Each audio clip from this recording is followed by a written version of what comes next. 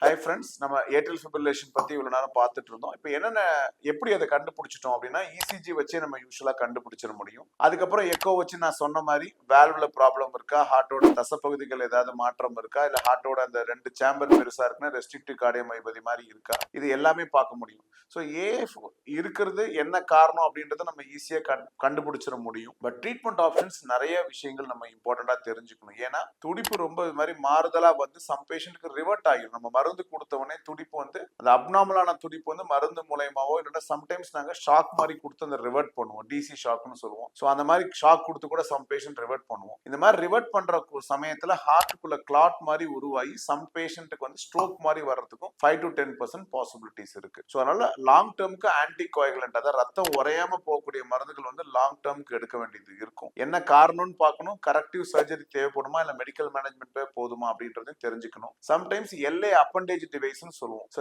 ஏட்ரியத்துக்குள்ள பாத்தீங்க அப்படின்னு சொன்னா அப்பண்டேஜ்னு சொல்லி ஒரு சின்ன ஒரு பகுதி இருக்கு. சம் பேஷண்ட் பார்த்தோன்னா அந்த ஏட்ரியம் சேம்பருக்குள்ள கிளாட் இருக்காது, அந்த அப்பண்டேஜுக்குள்ள கிளாட் இருக்கும். ஸோ அந்த அப்பண்டேஜுக்குள்ள கிளாட் இருந்தது அப்படின்னு சொன்னா சம்டைம்ஸ் அந்த கிளாட் வந்து நகர்ந்து போச்சுன்னா கழுத்து பகுதி மூலயமா போய் பிரெயினுக்கு போச்சுன்னா ஸ்ட்ரோக் வர்றதுக்கு சான்சஸ் இருக்கு. ஸோ ரொம்ப ரெக்கரண்டா ஸ்ட்ரோக் வருது, இல்ல அப்பண்டேஜ்ல வந்து கிளாட் இருக்குது, இல்லைன்னா அந்த மருந்து கொடுக்க முடியாது, ப்ளீடிங் ரிஸ்க் ரொம்ப ஹையா இருக்கு அப்படின்னா எல்ஏ அப்பண்டேஜ்னு சொல்லக்கூடிய ஒரு அம்பர்லா டிவைஸ் சொல்லுவோம். அந்த மாதிரி டிவைஸ் வந்து நம்ம பொருத்திட்டோம் அப்படின்னா ஸோ பேஷண்ட்டுக்கு ஸ்ட்ரோக் வந்து நம்ம தடுக்க முடியும்.